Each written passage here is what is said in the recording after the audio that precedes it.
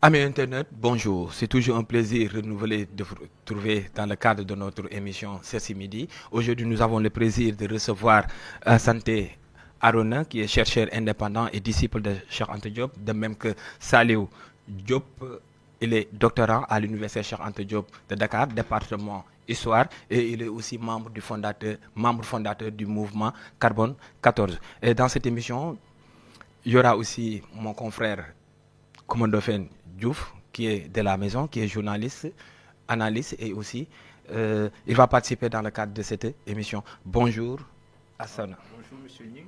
Vous allez bien? Merci. Voilà, c'est un plaisir de vous recevoir dans le cadre de notre émission aujourd'hui. Merci beaucoup. Merci. Salut, je vous passe le bonjour. Bonjour Ning, bonjour à tout le monde, tous ceux qui sont en train de nous suivre. Très ravi d'être là. Voilà. Koumandofène, vous avez mon bonjour. Bonjour Ning, bonjour Arona, mon ami, mon frère, que j'ai le plaisir de retrouver encore une fois. Et aussi Saliou, que j'ai en tout cas l'occasion de rencontrer aujourd'hui. J'espère qu'en tout cas nous aurons une très belle émission, Ning, Inch'Allah. Merci Koumandofène. Aujourd'hui, comme vous le savez, on va parler de le grand savant, l'historien, l'éminent historien sénégalais, Cheikh Anta Diop. 40 ans après sa disparition, on va parler de son legs scientifique et même politique si le besoin est là. Mais avant cela, on va essayer d'observer une minute de silence en la mémoire de l'étudiant Abdoulaye Ba, qui a perdu la vie suite aux événements tragiques qui sont conjugués à l'université Cheikh Anta Diop. Si vous m'accordez cet instant.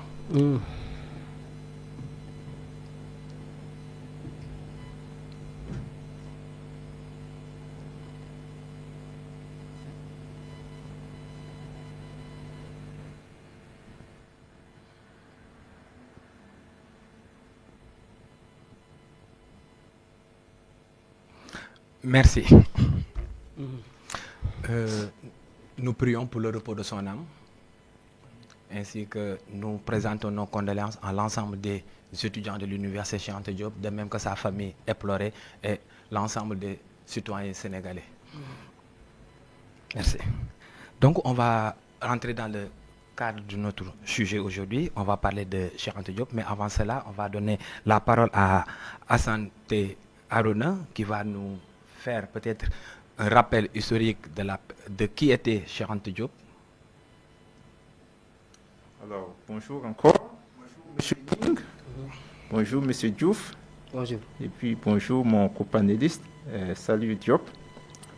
Donc, en fait, je l'ai dit à chaque fois, ce n'est pas aisé de parler de Cheikh Anta, parce que c'est une personnalité multidimensionnelle. Donc, c'est difficile de le décrire en si peu de temps. Alors, mais pour moi, ce qui a caractérisé Cheikh Anta, ce qui lui a donné cette dimension aujourd'hui, c'est deux choses. C'est d'abord son savoir multidimensionnel, ensuite sa probité et son courage à défendre ses convictions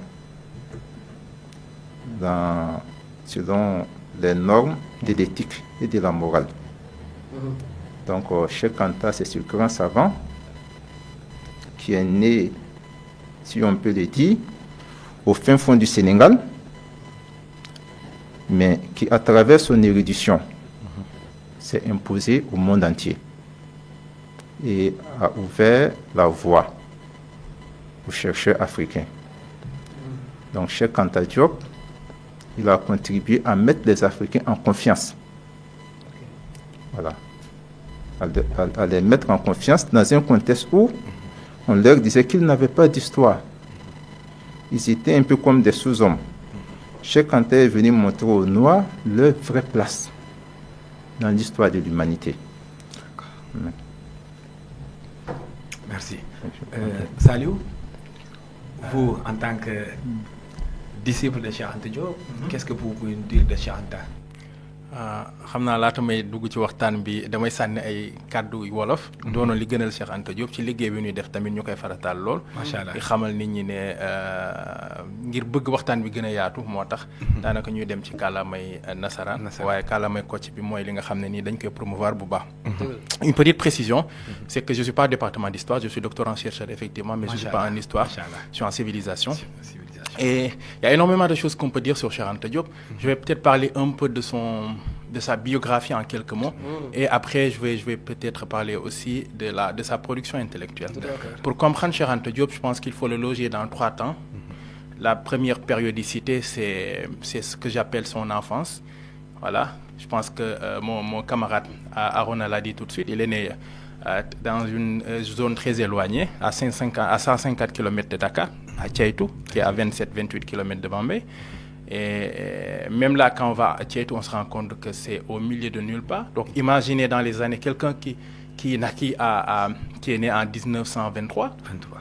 Comment est-ce que cette région-là devait être dans cette période-là? Comment est-ce qu'il a pu, venant de cette contrée-là, de nulle part, si je peux dire ça ainsi, arriver au sommet, effectivement, de la connaissance, du savoir pointu? C'est la première partie, je pense, en tout cas son enfance. Il est né à Tchaïtou en 1923. Il fait déjà l'école de Diourbel et tout. Et après, il navigue entre Saint-Louis et Dakar jusqu'à avoir son bac en 1945. Il est extrêmement important de noter que la période qu'il passe à Saint-Louis a eu une certaine influence sur lui, parce que, comme on le savait, on est déjà en période, on est toujours sous colonisation, on n'est pas avant 1960, et que cette période-là, on avait les 4 communes, Saint-Louis, Dakar, Gorée et Rufisque, et que à Saint-Louis, il y avait une certaine effervescence. Donc, il y avait des documents qui venaient de Paris et de Londres et autres, et c'est à travers là que Cheikh Anta a eu à être entré en contact pour la première fois avec des penseurs comme Marcus Garvey et autres. C'est extrêmement important, et parce que ça a eu une certaine influence sur sa vie par la suite. Donc c'est la première partie de sa vie. La deuxième partie, c'est quand il va à Paris en 1946, en septembre 1946, et effectivement de 1946 à 1960, c'est l'année de la formation. Il est formé à Paris, à la Sorbonne, dans les sciences exactes comme dans les sciences humaines. Il commence une certaine production. Les premiers ouvrages sont produits. Je reviendrai largement un peu sur ça. Que ce soit les articles, que ce soit Nation Nègre en 1954, le soutenance de sa thèse en 1960. Et la troisième partie, pour aller très vite, c'est quand il décide de revenir en Afrique. Il ne dit pas au Sénégal, mais il dit en Afrique. Ce qui est extrêmement important, la différence est de taille. À partir de 1960 jusqu'à ce qu'il décède en 1986, où c'est la période de maturité, où il pousse la réflexion, il pousse la recherche. Il a la possibilité d'enseigner au début des années 80 quand Senghor part, parce qu'il n'avait pas la possibilité quand Senghor était là. C'est la dernière partie un peu de sa vie. Donc ça, c'est un peu pour sa biographie. Très vite, un peu pour sa production intellectuelle. Je pense que mon camarade Aruna l'a dit tout à l'heure. Il s'est évertué à montrer que l'Égypte pharaonique était une civilisation noire et négroïde, à travers l'anthropologie, la linguistique, la sociologie, extrêmement important, mais aussi la physique nucléaire, la chronologie absolue qui permet de rétablir des faits avec une certaine exactitude. C'est pourquoi il parle même de chronologie absolue. D'ailleurs, ça a fait l'objet d'un ouvrage qu'il a publié en 1974. J'y reviendrai aussi. Et à part ça, une méthodologie, ce qui est le plus important dans sa pensée. Pour moi, c'est le fait qu'il ait introduit une nouvelle méthodologie de la manière dont on doit faire même de la recherche historique en introduisant la tradition orale à partir des ouvrages qu'il a publiés entre 59 et 58. Afrique noire précoloniale et unité culturelle, et qu'il continue par la suite. Il y a énormément de choses qu'on peut dire. Je pense qu'au long de la discussion, j'aurai la possibilité de revenir plus amplement sur tout ça. D'accord. Ndof, quelle appréciation en faites-vous après avoir entendu la biographie de l'éminent professeur Cheikh Anta Diop? Bon, non, je pense que moi aujourd'hui, je vais être en position de poseur de questions. Super. Puisque j'ai 2 éminents, en tout cas, chercheurs qui sont là, 2 éminents invités. En tout cas, ils ont beaucoup de choses à dire. Peut-être à Aruna, je vais lui poser en tout cas une question. Aujourd'hui, 40 ans après la disparition de Cheikh Anta Diop, en tout cas, il marque toujours les esprits. Aujourd'hui, donc on pense qu'il est un savant incompris. D'autres disent que c'est un idéologue, si je peux dire ainsi. Qui est vraiment Cheikh Anta? Qui est vraiment Cheikh Anta pour vous, Aruna? Comme on vient de le dire en début, Cheikh Anta, il s'est d'abord imposé par son savoir. Donc moi, c'est à travers ce côté-là que je l'analyse. Ok. Donc si on doit le décrire, Cheikh Anta, c'est un savant. C'est un scientifique. C'est l'un des précurseurs africains dans le domaine de la datation au carbone 14. Donc quelqu'un qui fait la datation au carbone 14, c'est difficile de le décrire comme un idéologue. Ok. Bon, quand on dit idéologue, qu'est-ce qu'on entend par idéologue? Ok. Quelqu'un qui de toute sa vie n'a jamais fui les débats. Quelqu'un qui a soutenu sa thèse de doctorat dans un amphithéâtre hostile à lui, devant un jury hostile. Comment est-ce qu'on peut le qualifier d'idéologue? Qu'est-ce qu'on entend par idéologue? Oui. Il faudrait d'abord qu'on nous donne la définition d'idéologue dans ce sens. Ok. Donc, Cheikh Anta, c'est d'abord un scientifique. C'est un scientifique, c'est un historien qui a obtenu son doctorat d'État en histoire à la Sorbonne en janvier 1960. Donc, quand on parle de là, on ne peut pas dire que c'est un idéologue. Ok. Bon, ensuite, il y a eu le colloque du Caire de 1974, où il a eu à confronter ses travaux, Le fameux colloque.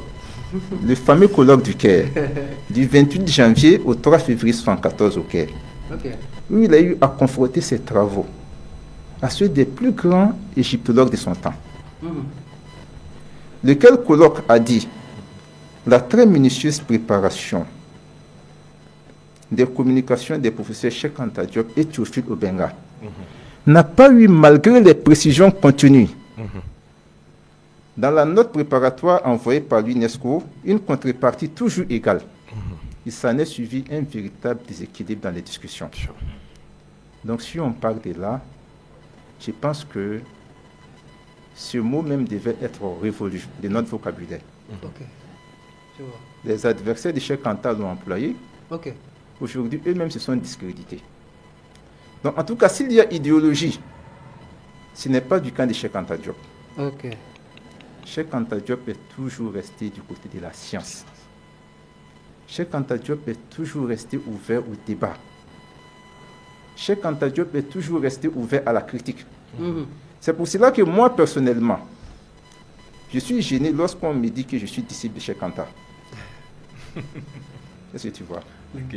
Parce que Cheikh Anta n'est pas dans une logique de culte de la personnalité.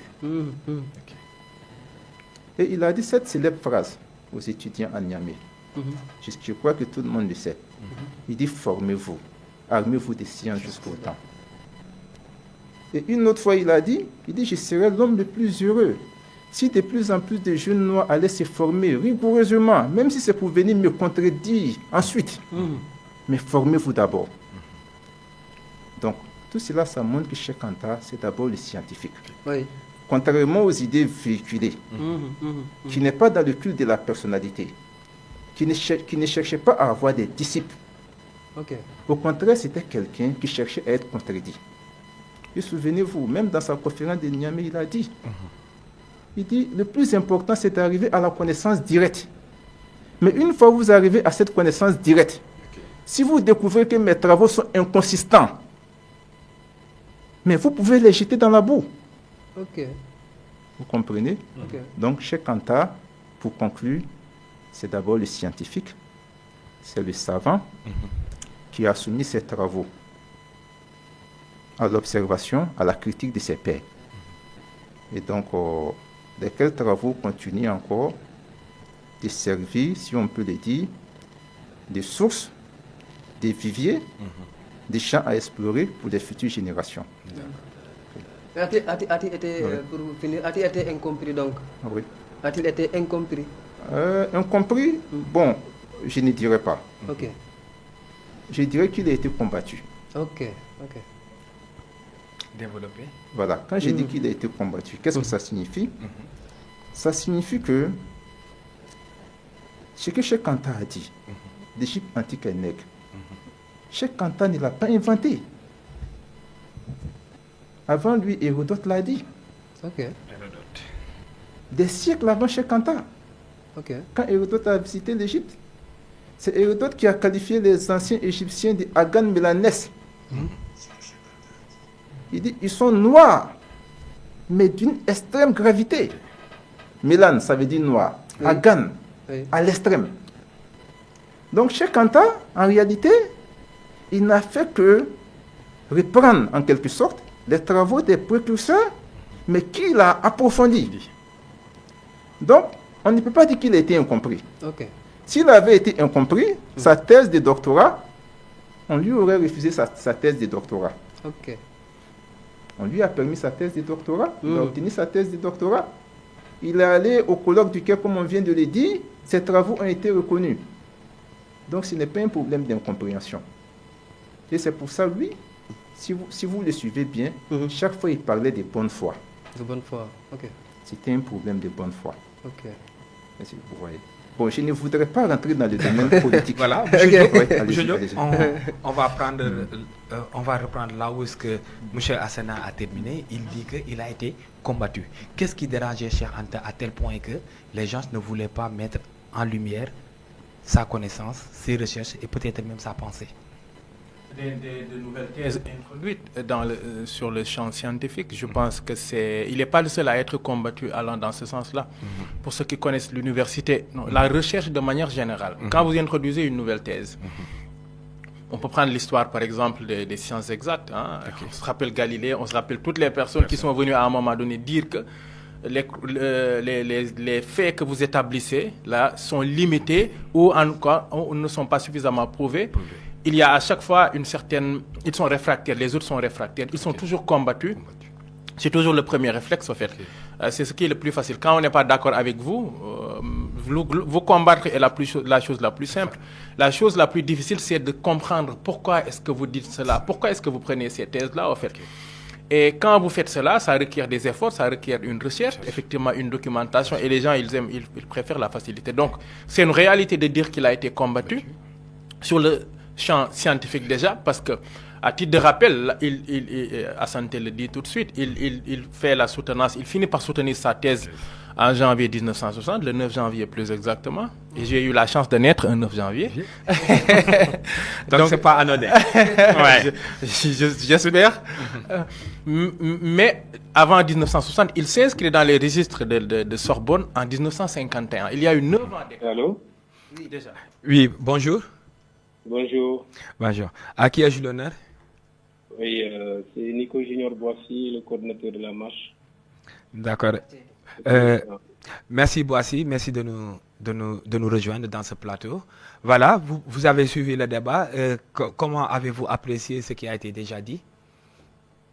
Bon, en fait, je n'ai pas tout à fait suivi, mais j'étais en train de suivre et j'ai vu qu'il était l'heure d'appeler et puis voilà, bon, de faire partie de ce débat aussi important.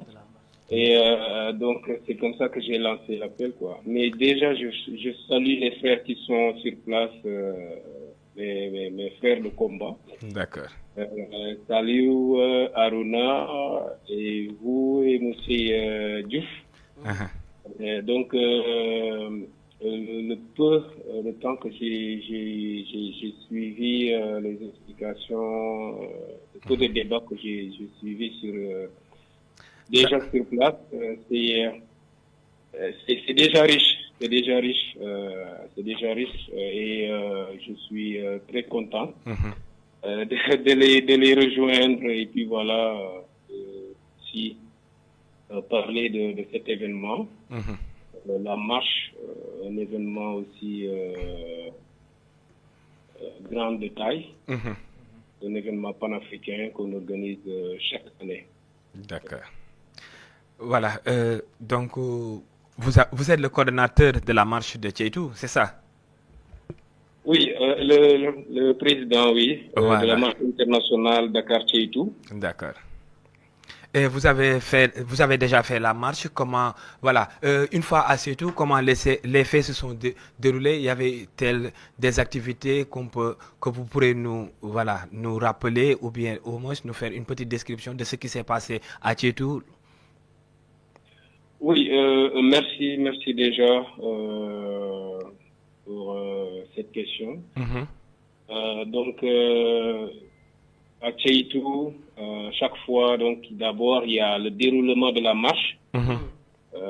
Si je me permets, donc la marche du 1er février au 5 février. Donc, ce sont les 5 étapes de la marche. Chaque année, c'est organisé. Donc, nous sommes à notre 12e édition cette année 2026. D'accord. Du 1er février au 5, arrivé le 5, donc les marcheurs se reposent le 6. Ils font le bilan, c'est-à-dire on discute ensemble de tout ce qui s'est passé et tout. Et puis le 7, c'est en quelque sorte la cérémonie. Et donc chaque année, on organise une grande conférence à Tcheïtou. Et les conférences qu'on fait d'habitude à Tcheïtou sont faites en Wolof. Permettre aux habitants de pouvoir suivre, de comprendre, parce que c'est dans cette lancée que nous sommes aujourd'hui.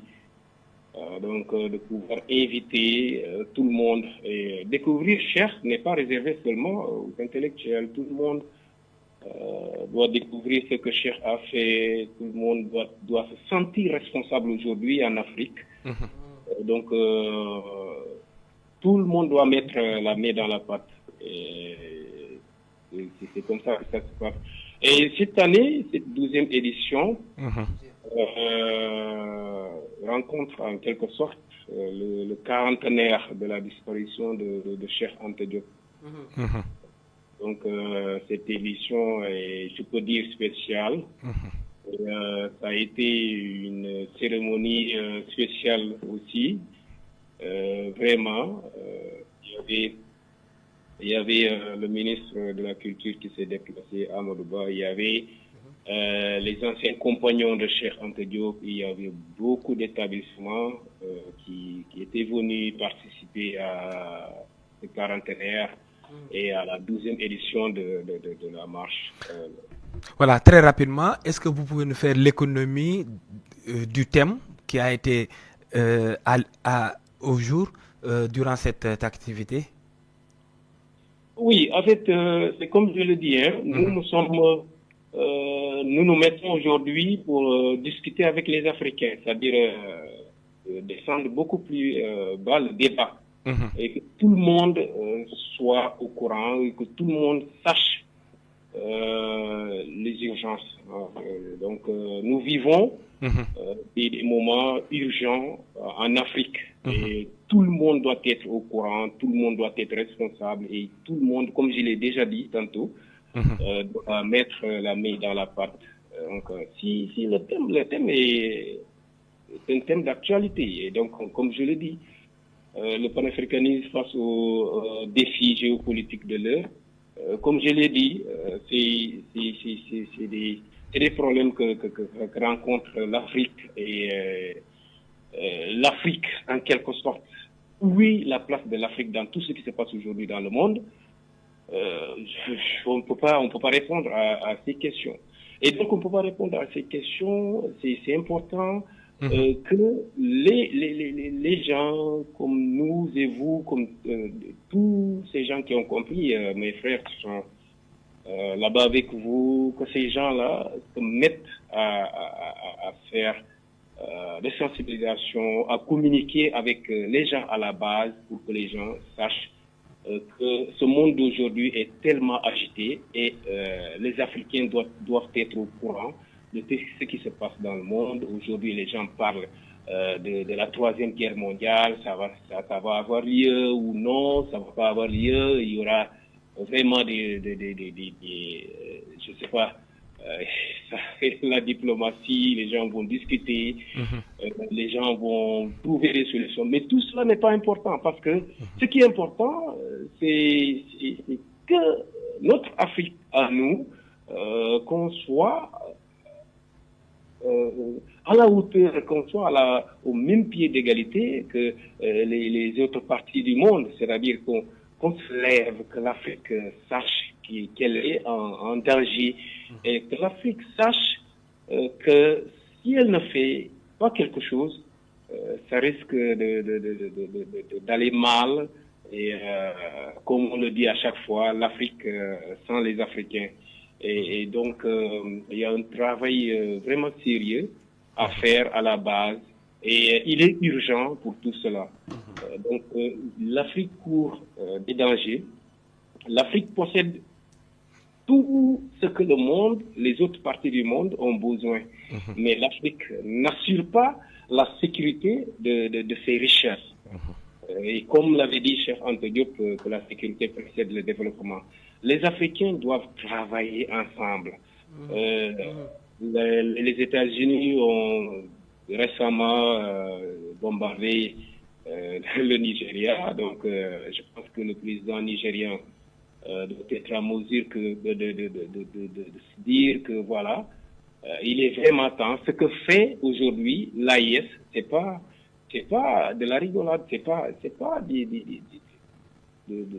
un petit jeu, c'est pas une histoire qu'on est en train de raconter, c'est-à-dire c'est une partie de l'Afrique, c'est des pays qui se sont rendus compte, c'est des pays conscients qui se sont rendus compte du danger que court ce continent, que court cette grande nation qui est l'Afrique, et ils se sont mis à travailler, à se donner la main, et ce que les Africains en général devaient utiliser comme chemin aujourd'hui. C'est-à-dire, comme j'ai l'habitude de le dire, qu'on le veuille ou pas, nous avons le dos au mur. Nous sommes appelés à nous donner la main, à travailler ensemble et à nous unir, parce que les images qu'on voit chaque jour dans ce monde, ce ne sont pas des images qui montrent à l'Afrique que vous pouvez continuer à jouer, ou je sais pas, à vous disperser, ou à faire ce que vous voulez. Ces images nous montrent que préparez-vous, ce qui vient, ce qui est en train de se passer, ou ce qui vient dans le futur ne sera pas quelque chose qui va vous plaire. D'accord. Merci, M. Nicolas Boissy. Nous vous donnons rendez-vous peut-être très bientôt dans le cadre d'une émission qu'on aura vraiment le plaisir de vous y accueillir pour pouvoir développer davantage sur tout ce que vous dites. Oui, merci à vous aussi, et merci à tous les frères qui... Tu lui transmets mon bonjour, hein. Vous pouvez lui transmettre votre bonjour, hein. Okay. Alors, Nicolas, oui. Merci pour ta pertinente intervention. Le frère Aruna.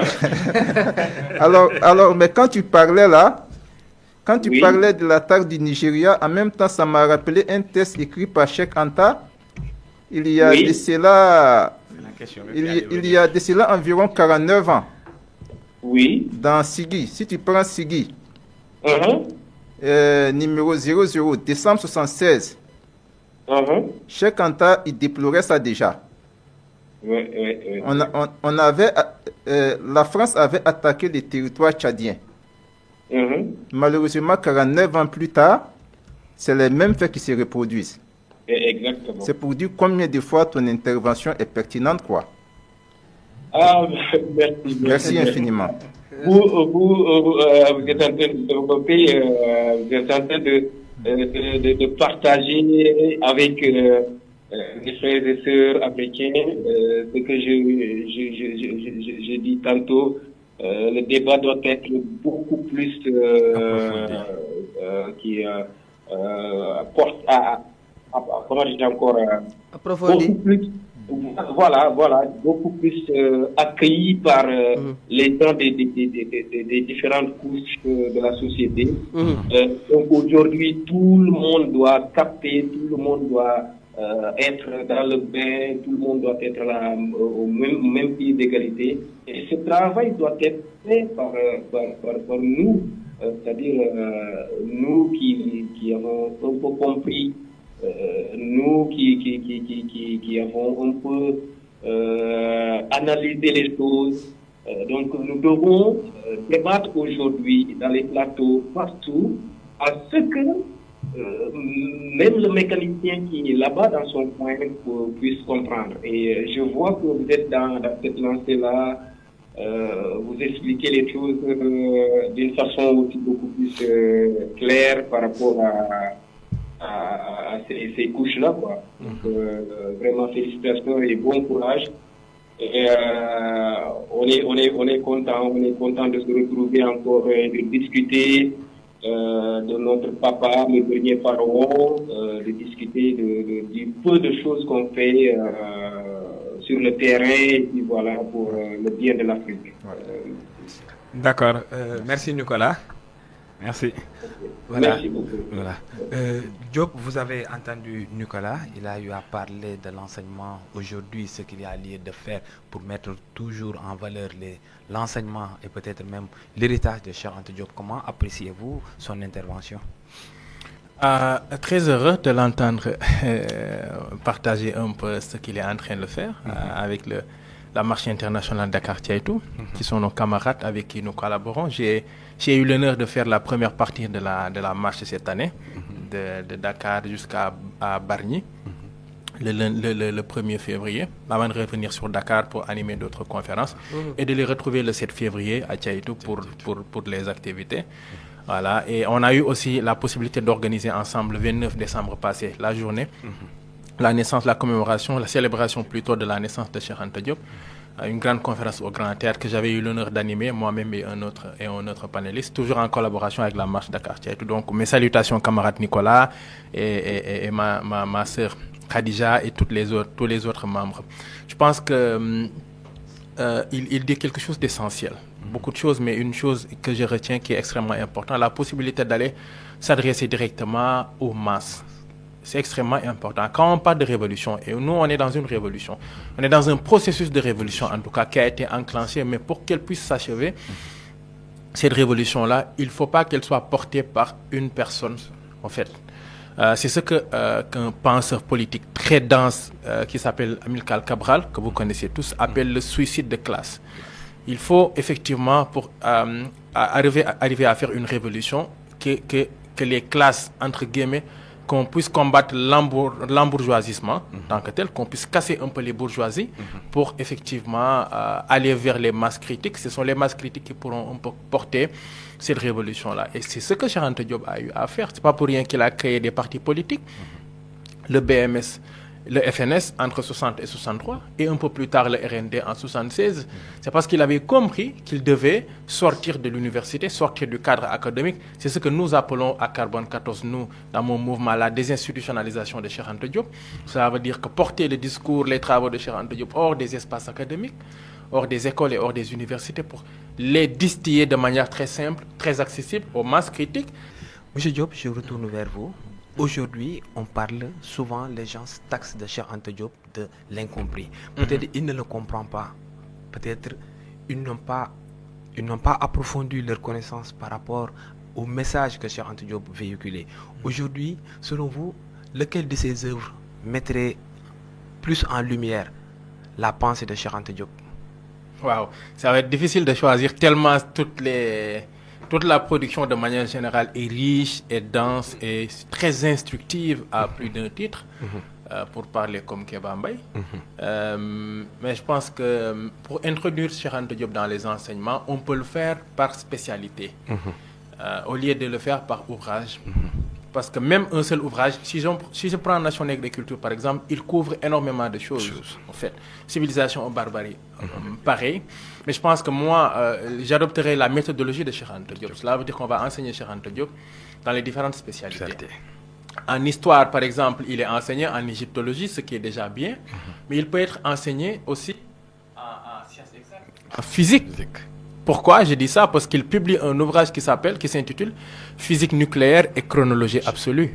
Un ouvrage qui est très peu connu et qui effectivement montre que ce qui permet effectivement de régler une bonne fois pour toutes les atermoiements, comme on dit, de la période préhistorique. Ça a été la chronologie absolue, en fait, qui donne des dates qui sont très exactes à travers son laboratoire de datation à radiocarbone, qui est le carbone 14, dont le frère a parlé tout à l'heure. Mais aussi, il peut être enseigné en sciences politiques. Extrêmement important. Avec deux ouvrages. Alerte sous les tropiques, qui est une collection d'articles, qui est mon ouvrage préféré. J'adore Alerte sous les tropiques. On a 2 articles qui sont extrêmement importants. On a Vers une idéologie politique africaine, qu'il publie en 1952, et qui montre un peu quelle est... Aujourd'hui, on est en crise au Sénégal, on est en Afrique de manière générale. On est en crise sur le plan de l'idéologie politique, de la pensée politique. Pourquoi je dis ça? Parce qu'on importe toujours des pensées politiques. Soit on est capitaliste, pensée économique donc politique, soit on est néolibéraliste, on continue toujours d'être socialiste, marxiste, léniniste et tout. Alors que Cheikh Anta disait en 52 vers une idéologie politique africaine, comment est-ce qu'on devrait effectivement avoir une idéologie politique qui est endogène, qui se base un peu sur le lait et sur tout ce qui a été fait. Parce que n'oublions pas que s'il retrace le fil historique, on a effectivement plus de 6000 ans d'histoire, sans presque grande discontinuité à travers l'Égypte. On a aussi l'Empire du Ghana, qui commence le 8e siècle, mais parce que c'est un empire, mais avant ça, c'était le royaume, depuis le 3e siècle et tout. Après, on a le Mali, après, on a Songhai, après, on a le Grand Djolof, on a le Cayor. Rien que le Cayor, c'est 1549 à 1886, en fait. C'est presque 337 ans d'histoire. C'est une idéologie politique qui est là, sur lequel on peut aller s'appuyer. En fait. Donc, il peut être enseigné aussi en sciences politiques à travers, comme je l'ai dit, son ouvrage Alerte sous les tropiques, mais aussi les fondements culturels et économiques et culturels d'un État fédéral d'Afrique noire, où il dégage, bien entendu, 8 pôles à travers 14 à 15 points pour dire que voici les éléments sur lesquels vous pouvez vous appuyer pour développer pas le Sénégal, mais l'Afrique de manière générale. Si ce n'est pas un ouvrage de sciences politiques, je ne sais pas ce qu'est un ouvrage de sciences politiques. Donc, il peut être enseigné aussi, je pense, en sciences politiques et aussi dans d'autres domaines. En fait. Je pense que si on procède ainsi, et là, je m'adresse effectivement au chef de l'État et au ministre des enseignements supérieurs, de l'éducation et de la culture, puisque le chef de l'État récemment a dit que l'enseignement de Cheikh Anta Diop allait être valorisé, et Tchaïto aussi. Voici comment est-ce qu'il faut procéder pour pouvoir distiller un peu la pensée de Cheikh Anta Diop et l'enseigner proprement. D'accord, Ndof, vous avez une question? Peut-être pour Arona. Bon, Cheikh Anta, on sait qu'il était en tout cas plus qu'un historien. Il était un scientifique, un linguistique, choses comme ça. Aujourd'hui, peut-être en 2026, en tout cas, lequel de ce Cheikh Anta, le Sénégal et l'Afrique aurait plus besoin, quoi? Alors, je pense que Cheikh Anta, ce qui a fait sa particularité, comme tu l'as si bien relevé, il a fait l'histoire, il a fait la physique, il a fait la chimie, il a abordé beaucoup de domaines. Mais aujourd'hui, à l'heure actuelle, selon moi, ce dont le Sénégal a besoin, c'est le Cheikh Anta, le penseur. Le penseur. Parce qu'on parle de tout ça, mais on oublie le côté penseur. Hormis tout ça, c'était un penseur. C'est-à-dire, à partir de ces travaux-là, lui-même, il a dégagé des axes de réflexion, comme il a si bien relevé. Parce que quand il écrit les fondements économiques et culturels d'un État fédéral d'Afrique noire, il est en train de mettre en place sa pensée. Quand il parle de vers une idéologie politique africaine, ce n'est plus de l'histoire. Il est en train de mettre en place sa pensée. Donc moi je crois que Cheikh Anta, s'il vivait encore aujourd'hui, il aurait certainement donné son point de vue sur la situation actuelle du Sénégal. Parce qu'on se souvient très bien, je crois que c'était en 2021. 2021, mars 2021, l'événement, comment on appelle ça? Les événements de mars 2021, là. Mars les 2021. Manifestations, quoi. Les manifestations. Alors, quand il y a eu les arrestations, il y a eu les séances de bavures, des intellectuels sénégalais se sont dressés, 100 intellectuels sénégalais. Ils se sont basés sur quoi? Pour interpeller le régime précédent. Ils sont basés sur des écrits de Cheikh Anta. Ok. Je crois que ça datait de 1978.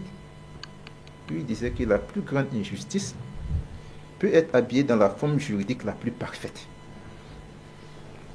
Donc, dans ces textes-là, il interpellait les intellectuels sur leur rôle dans la société.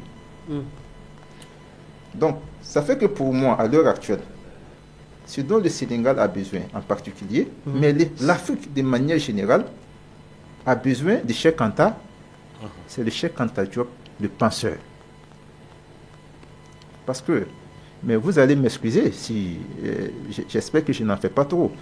Parce que même quand on étudie l'histoire, quand on étudie la philosophie, quand on étudie, comment on appelle, la physique-chimie, mais après c'est pour élaborer des choses. Sinon ça ne sert à rien.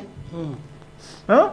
Si tu t'en vas faire l'histoire, tu te limites à répéter les cours qu'on t'a donnés, à réciter les cours, tu vas faire la physique, tu te limites à tes travaux de laboratoire, mais sans rien proposer. Où est l'utilité? C'est pour ça, je rappelle encore ce test-là qu'il a dit et qui est très marquant. Il disait que si l'on se bornait à réciter les cours appris à l'école, sans rien y ajouter, par notre propre expérience, l'humanité resterait à l'état primitif. Donc ça veut dire que, après tout ce savoir-là, il faut maintenant le mettre à la disposition de la population. C'est ce que j'appelle le Cheikh Anta Diop, le penseur. Voilà. Si Machallah. Ouais. Vous avez un mot? Non, je pense qu'il a parfaitement bien résumé. Ouais. Rien à dire, rien à ajouter.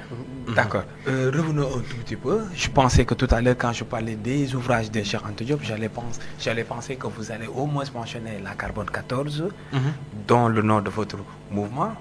Quelle est cette corrélarité qui fait qu'aujourd'hui, vous avez adopté la pensée à travers le slogan Carbone 14 que vous avez mis en mouvement? C'est une question très pertinente. Le Carbone 14 a été pour Cheikh Anta Diop, et c'est l'occasion de le rappeler, juste après avoir dit cela. Le Carbone 14 fut un moyen pour Cheikh Anta Diop dans la datation, dans la chronologie absolue, pour spécifier un certain nombre de choses, pour prouver en quelque sorte un certain nombre de choses qu'il avait préétablies en histoire pour pouvoir effectivement le prouver. C'est extrêmement important, dans des périodicités bien définies. Cheikh Anta n'a pas inventé le Carbone 14, c'est extrêmement important de le rappeler parce que beaucoup sont très souvent interpellés sur cette question-là. Il n'a pas inventé le Carbone 14 pour la pure et simple raison qu'on ne peut pas inventer le Carbone 14. On ne pouvait que découvrir le Carbone 14. Et c'est Willard Frank Libby qui l'a découvert en 1960, ce qui lui a valu le prix Nobel. Prix Nobel de physique, je pense, ou de chimie. Je ne suis pas sûr. Un prix Nobel en 1960, Willard Frank Libby. Cheikh Anta va s'appuyer sur le travail de Willard Frank Libby et pour monter l'un des premiers laboratoires, je pense que vous l'avez dit tout à l'heure, l'un des premiers laboratoires de datation à radiocarbone en Afrique. Il y en avait un en Afrique australe, je pense que c'était le deuxième, et il le monte en 1966. Et il s'appuie sur son laboratoire pour prouver un peu, pour préparer un peu des échantillons et autres. Et le camarade le rappelle tout à l'heure par rapport au colloque du Caire. Il le dit carrément que que les échantillons et les préparations, il les a fait au niveau de la faculté des sciences de l'université de Dakar et de son laboratoire. Cela veut dire que s'il n'avait pas ce laboratoire-là, il n'aurait pas l'autonomie, surtout, pour pouvoir faire un peu ses recherches. Il n'allait pas prouver quelque chose et retourner en France dans un laboratoire pour dire est-ce que vous pouvez me laisser votre labo pour que moi je puisse faire des expériences et prouver quelque chose. Ça allait être un non, carrément, en fait. Donc il a compris très tôt que pour des raisons d'autonomie, il devait avoir son laboratoire. Donc c'est un moyen pour lui. Quand on a débuté notre mouvement, on l'a aussi appelé Carbone 14 et on l'écrit avec un K. À la place du C. Donc c'est pour déjà faire un clin d'œil à Cheikh Anta Diop, pour dire que nous aussi, nous sommes un moyen, un véhicule, un médium pour distiller un peu la pensée, pour vulgariser la pensée de Cheikh Anta Diop. Donc c'est comme ça qu'on s'inscrit et qu'on se définit. Et le cas a été choisi, bien entendu, pour faire référence au kémite, en fait, voilà, qui est noir. Et tout. Et aussi à la 11e lettre de l'alphabet, qui est à la lettre K, qui est la 11e lettre de l'alphabet, bien entendu, pour dire que c'est 1 et 1, Cheikh Anta Diop et nous-mêmes, dans une fusion pour continuer un peu son travail. Donc, voilà un peu la corrélation entre notre mouvement et le Carbone 14. Bientôt, vous allez célébrer la 12e anniversaire de ce mouvement. Et entre-temps, quels sont les travaux que le mouvement a pu faire, a pu mettre sur place dans le cadre de la sensibilisation et peut-être même de la vulgarisation de la pensée de Cheikh Anta? On a été, je pense, à bien des égards précurseurs dans la célébration de la pensée de Cheikh Anta Diop au campus social à l'université Cheikh Anta Diop de Dakar. On démarre le mouvement en 2016, fin 2016, début 2017. Et chaque 7 février, c'est comme tous les jours. Les étudiants, ils passent devant le campus social, ils vont faire cours au campus pédagogique, ils rentrent. Il n'y a pas grand-chose qui est organisé. Il y avait des conférences des fois pas, soit à l'UCAD2 ou dans les autres qui sont portés par le département d'histoire ou peut-être par le COUD, mais au campus social, il n'y avait rien. Nous, on a su très tôt que le combat devait se faire au niveau du campus social, parce que c'est là où les étudiants résident. Et qu'effectivement, il fallait aller les sensibiliser. Donc, l'une des premières actions qui ont été faites, c'était de faire des conférences au niveau du campus social, sensibiliser les étudiants, les mobiliser, les recruter, surtout les nouveaux bacheliers qui arrivent. Parce que vous savez, l'université, c'est un peu compliqué, c'est un monde. Et il y a plusieurs idéologies. Si vous ne vous attez pas à aller vers les nouveaux bacheliers pour leur parler de Cheikh Anta Diop, d'autres personnes leur parleront d'autres choses. C'est sûr, parce que c'est l'offre et la demande. Donc, on a compris cela et on l'a fait.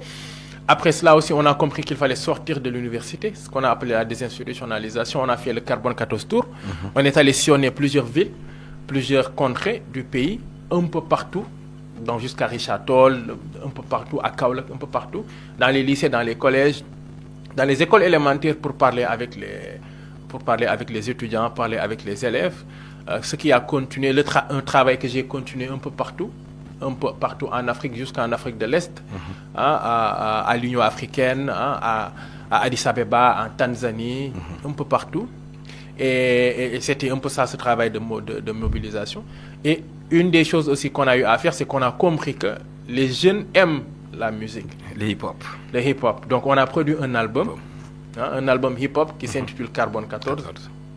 Avec 14 titres qu'on a dédiés à Cheikh Anta Diop. On a repris des thèmes développés par Cheikh Anta Diop, qu'on a développé sous forme de texte, sous forme de mélodie, et avec des artistes très connus qui ont été invités, comme les Akhlou Brick, les Simon et autres, en fait, pour que les jeunes puissent joindre l'utile à l'agréable, comme on dit. S'approprier même la pensée de Cheikh Anta. Effectivement, et on a vu que ça a quand même donné des fruits, parce que comme vous l'avez rappelé, les jeunes, ils vivent avec le hip-hop, ils adorent un peu la musique. Et on continue toujours avec notre calendrier de sensibilisation, avec des activités ponctuelles chaque année, le 29 décembre, le 7 février, le Carbone 14 Tours qu'on continue à faire. Et là, on se projette vers la construction. Ce qu'on veut faire, c'est la construction de centres de recherche Cheikh Anta Diop, qui va s'appeler Ancre, qu'on est en train de préparer et de monter, centre de recherche, qui va travailler sur les langues locales et être plus proche des populations. D'accord. Comment le fait? Oui, je vais revenir à Arona. Mais bon, Cheikh Anta Diop, il écrivait que l'Afrique est le berceau de l'humanité, et la science lui a donné raison. Oui, allô? Allô? Oui, bonjour. Oui, bonjour. Bonjour. C'est Ning. Oui, Albouri. Bouna Albouri Ndiaye. Ning lay ziar, Bouna Albouri. Comment allez-vous? Oh, je vais très bien. Alhamdulillah. Veuillez vous présenter pour que les gens puissent savoir à qui... D'abord, je dois dire que j'ai perdu le direct. Pendant longtemps, j'avais perdu le direct. Oui. Alors, il y avait une coupure qui fait que j'ai pas maintenu l'attention jusqu'à maintenant. D'accord. Donc, j'ai vu le numéro, j'ai appelé là-dessus pour pouvoir vous rattraper. Donc, il y a une bonne partie de l'émission que j'ai ratée. D'accord. Mais c'est pas grave, bon, j'ai la quintessence par rapport à ce que vient de dire Saliou. J'ai entendu, moi je ne connais pas Arona, mais je connais un autre nom. D'accord. Je ne sais pas lequel des deux noms je vais utiliser pour parler avec Ashanti Arona, mais je le connais sous un autre nom. Mon cher, comment vas-tu? Ah oui, Albouri, comment ça va? Je vais très bien, mon cher. Alors, mais je t'écoute attentivement. Non, il dit qu'il te Donc, connaît sous un autre nom. Ah oui, c'est Marcus. Oui. Quel est le nom sous lequel vous le connaissez? C'est Marcus Gavé. Marcus, oui, Marcus Bamba. Ah, Marcus Bamba. Ah, c'est ça. Il a deux grands noms du mouvement panafricaniste. Un nom laïque et un nom d'un grand religieux. D'accord. Donc, oui, pour qui aussi nous sommes des disciples. Marcus et Bamba. D'accord. Lui, il s'appelle Marcus Bamba. Donc, c'est toujours dans le ciel du panafricanisme. Je ne sais pas comment il a construit son nom, mais il est fort, mon ami. Il est très fort. Voilà, c'est un panafricaniste très conséquent, très engagé, avec qui nous avons eu des relations. Une fois, nous sommes allés à Tchétou. La première fois qu'on s'est connus, il nous avait rejoint pour aller à Tchétou. Depuis lors, on a de très bonnes relations, on fait des échanges autour de la pensée et de l'œuvre de Cheikh Anta Diop. Mais je l'avais perdu de vue. Je pense qu'il est depuis au Sénégal même. Ah, d'accord. Voilà. Il y a maintenant le jeune Saliou. Oui, Saliou. Porte-parole du mouvement Carbone 14. Donc, avec qui j'échange souvent autour des questions liées à la diffusion et à la vulgarisation de la pensée de Cheikh Anta Diop. Ouais. Donc, c'est vraiment par manque de temps, parce que nous sommes très, très, très, très occupés ces temps-ci. Et moi, personnellement, je suis dans des situations assez particulières qui ont fait que je n'ai pas pu vraiment participer à votre émission comme je le voudrais. D'accord. Mais ce n'est que partie remise. Donc, par ce canal, par les merveilles de la technologie, je suis en train donc de vous adresser à vous et à vos éminents invités. Je salue le bien nommé Koumando Fen Diouf, Mato Sinik. Je ne sais pas si tu connais cette appellation. Mato Sinik, ça veut dire roi du Sine. Le roi du Sine, oui, je connais. Voilà, le roi du Sine. Bon, Mato Sinik. Matt aussi, Salut pourra faire la jonction avec la Mat pour comprendre les Sérères, la spiritualité et la royauté sérère, comment elle s'approche de la royauté africaine égyptienne, n'est-ce pas, dont parle Cheikh Anta Diop dans beaucoup de ses ouvrages. Si je ne me trompe pas, Cheikh Anta a même dit que nous sommes originaires de l'Égypte. Non, c'est clair. Il le montre, les migrations depuis la vallée du Nil, c'est entre le monde dans la nationale culture, il y a une carte des migrations qui montre comment les peuples de la Sénégambie ont migré de l'Égypte jusqu'à venir à ce niveau. Ça depuis très longtemps. Bon, il est clair aussi qu'il y a une présence historique au Sénégal très marquée, mais qui montre des traits saillants, n'est-ce pas, par rapport à une ressemblance avec les peuples qui s'étaient constitués autour de la vallée du Nil. Donc c'est tout simplement pour confirmer davantage et de façon éclatante et de lumière singulière disons une unité culturelle africaine. Les parentés multiples entre les peuples de la Sénégambie et l'Égypte ancienne. Voilà. Donc, je suis très content d'entrer dans cette émission, entendant parler des voix qui me sont familières et qui peuvent, n'est-ce pas, bien et même mieux à notre place, vous parler de Cheikh Anta Diop et des célébrations, des activités qui sont menées autour de la célébration. D'accord. Je pense qu'il faut se féliciter. En tout cas, c'est à ce niveau où nous sommes aujourd'hui. Pour nous du Rassemblement National Démocratie, RND, le parti fondé par Cheikh Anta Diop, de voir venir nous rejoindre sur le terrain sur lequel nous nous situons depuis 1987. Parce que c'est depuis 1987 que le Rassemblement National Démocratie a institué le premier pèlerinage de Tchétou. D'accord. Alors, ce pèlerinage, disons, a vécu et s'est agrandi avec l'arrivée de mouvements, d'associations qui sont aujourd'hui sur le terrain en train de participer, tant bien que mal, j'ai dit de fort belle manière, je devrais dire, à l'œuvre de vulgarisation et de diffusion de la pensée de Cheikh Anta Diop. Il y a Carbone 14, il y a la marche internationale, il y a aujourd'hui un mouvement qui s'appelle ACAP, mais je voudrais marquer surtout sur Carbone 14. Voilà des jeunes sans moyens, armés seulement de leur forte conviction, ils sont lancés, de façon, je le dis même spontanée, à cette action de diffusion de la pensée de Cheikh Anta Diop.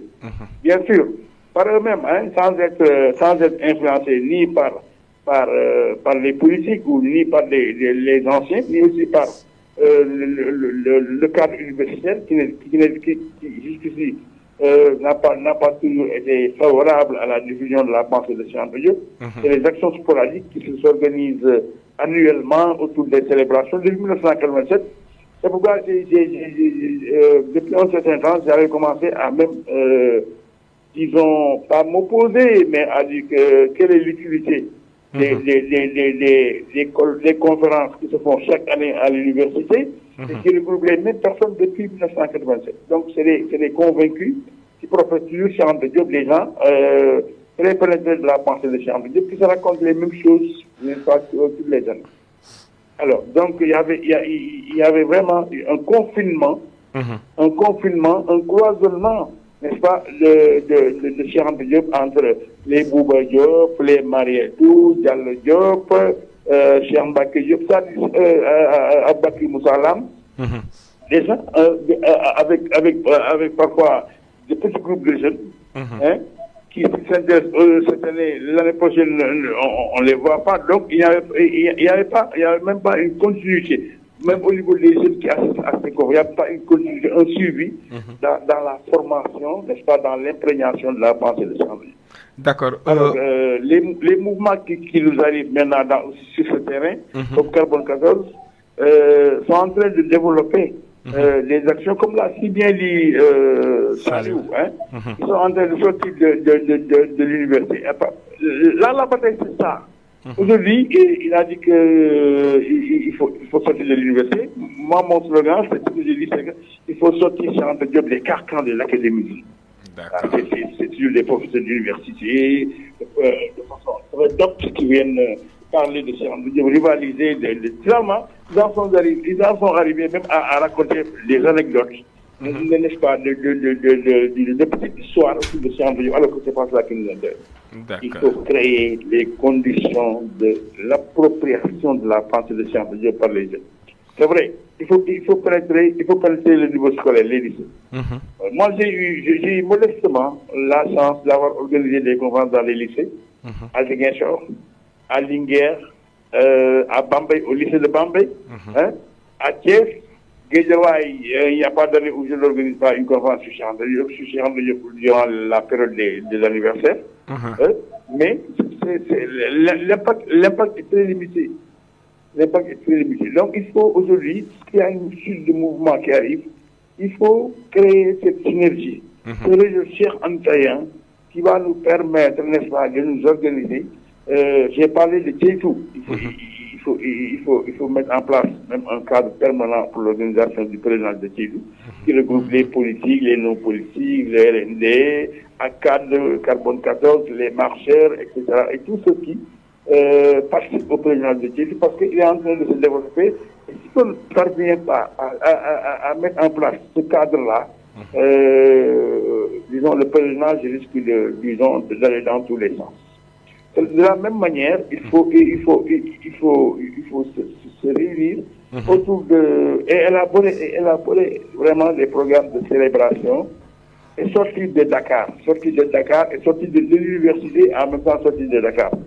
Que l'on cible, que l'on s'organise pour dire que Salim, tu vas aller à Thiès, Marcus Bamba, tu vas aller à Bambey, peut-être Bouna va aller à Guédiawaye, à Pikine, Abdoulaye Sow du lycée LPA va aller à Matam, etc. pour que chaque année, toutes les régions du Sénégal vivent autour de Cheikh Anta Diop et laissent des impacts au niveau des élèves. Bon, voilà de façon brièvement quelques pistes de propositions sur lesquelles on devrait réfléchir, on pourrait réfléchir et les améliorer pour vraiment changer la manière ou les manières disons, de célébrer et les manières plus globalement de diffuser la pensée de Cheikh Anta Diop. D'accord. Merci, professeur. Je voulais terminer en disant qu'il a parlé, Saliou a parlé de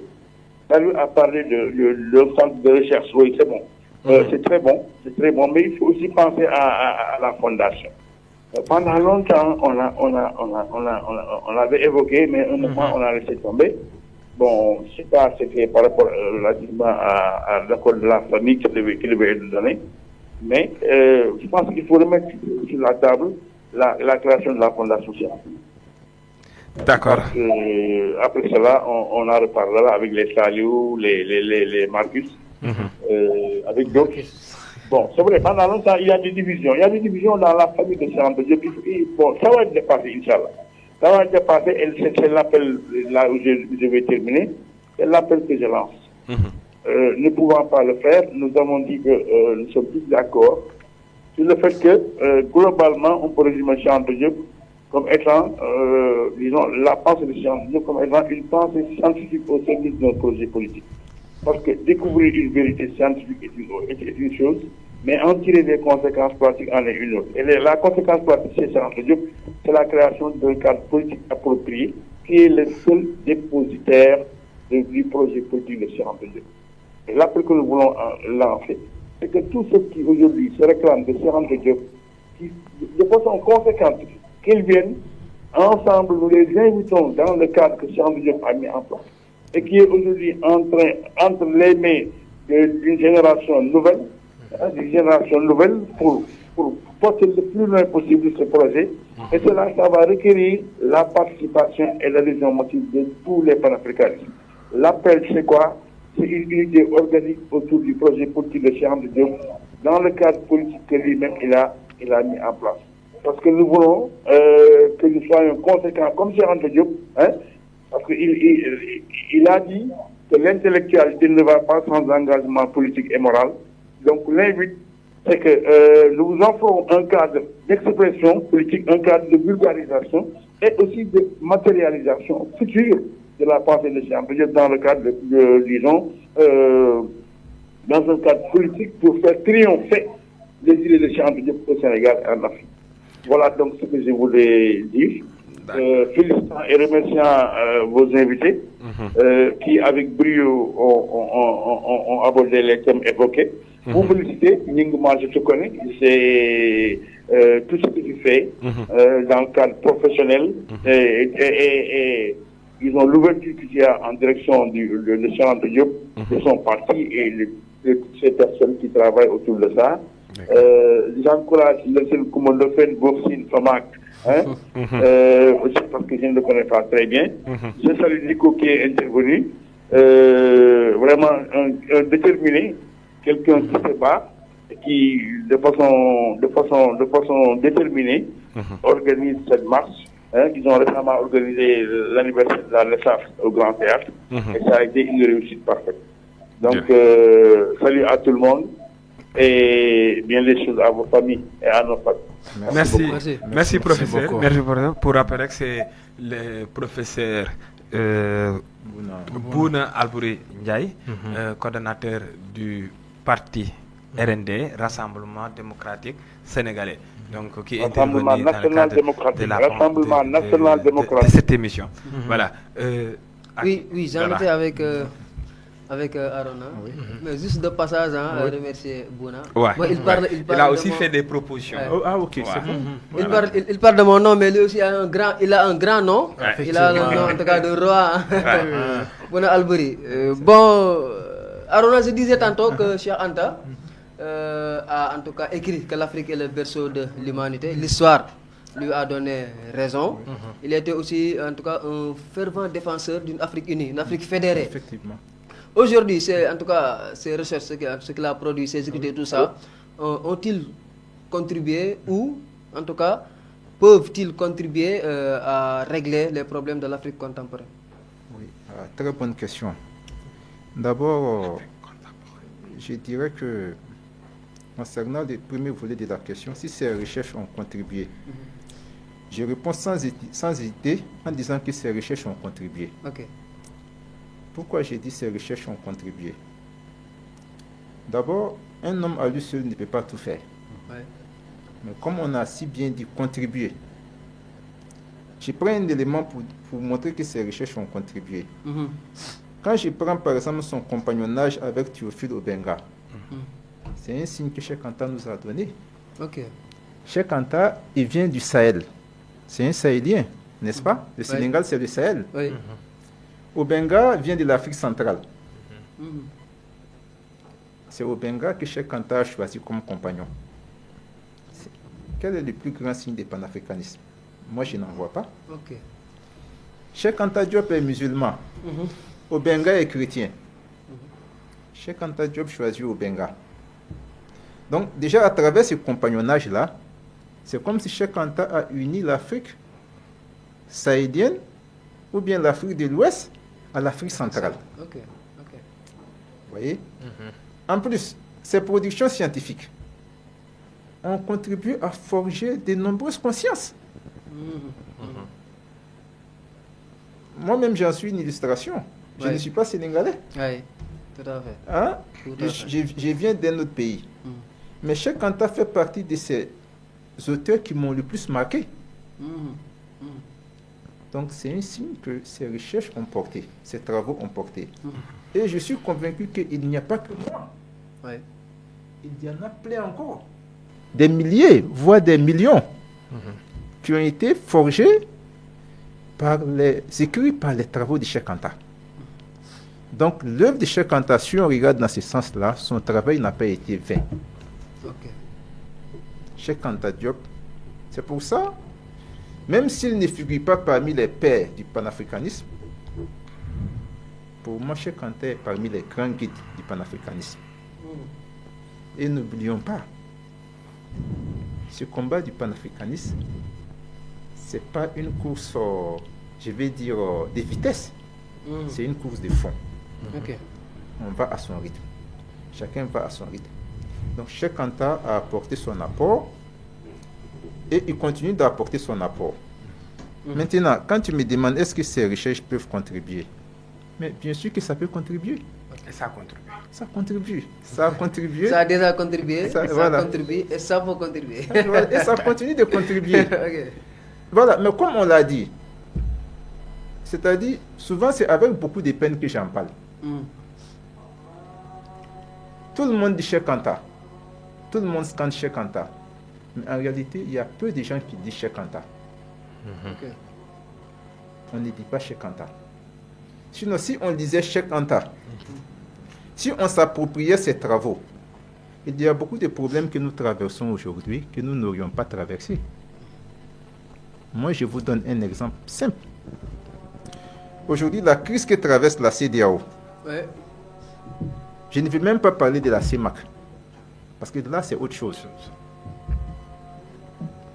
Mais dès la création de la CEDEAO, Cheikh Anta faisait partie de ceux qui ont critiqué la CEDEAO. Ah bon.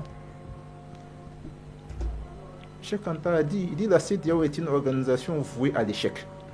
Attention, 40 ans après, l'histoire lui a donné raison. Mais pourquoi il a dit que la CEDEAO est vouée à l'échec? Oui, pourquoi? Oui. Mais la raison est simple. C'est-à-dire que Cheikh Anta dit qu'on met la charrue avant les bœufs, pardon. La CEDEAO, si on prend le volet économique, on met le volet économique en avant, on laisse le volet politique, ça va forcément à l'échec. Ok. Parce que, comme Nkrumah le disait, parce qu'il ne faudrait pas aussi lire uniquement un seul penseur. Nkrumah disait que prenez le royaume politique, le reste viendra. Je crois que Nkrumah même s'est inspiré de la Bible. Prenez le royaume politique, pardon. Le reste viendra. Ça veut dire que en réalité, c'est le côté politique qui détermine beaucoup de choses. Ce n'est pas le volet économique. Ok. Regardez même l'Union européenne aujourd'hui. L'Union européenne est en train de partir en lambeaux. Regardez un seul pays comme la Russie. La Russie arrive à faire plier l'Union européenne. Regardez comment Donald Trump manque de respect aux dirigeants européens. Ouais. Mais c'est parce que l'Union européenne, en fait, c'est un montage administratif. Ils ont plus mis le volet sur le côté économique. Ok. Sur le plan économique, l'Union européenne, c'est la zone économique la plus aboutie du monde. Mais ça ne peut pas tenir. Ça ne peut pas tenir. Ah bon. Non, ça ne peut pas. Ça va à l'échec. La preuve, c'est l'humiliation que Trump leur fait subir. Ils sont avec Poutine depuis combien d'années? 3 ans. On a dit on va faire écrouler l'économie de la Russie. Mais aujourd'hui, c'est le contraire qu'on constate. Ok. Donc, si on avait écouté Cheikh Anta, les crises qu'on voit aujourd'hui à la CEDEAO n'auraient peut-être pas eu lieu. Si on disait Cheikh Anta, tout à l'heure, Nicolas Boissy a parlé de quelque chose de fondamental. Un individu se lève là-bas, aux États-Unis. Il vient bombarder un pays. Un pays souverain. Un pays. Un pays, voilà. Ouais. Sans aucune réaction. sans aucune réaction. Et donc, Cheikh Anta m'avait donné des cas. Hein? On avait bombardé le Tchad par une armée étrangère. Aucune réaction.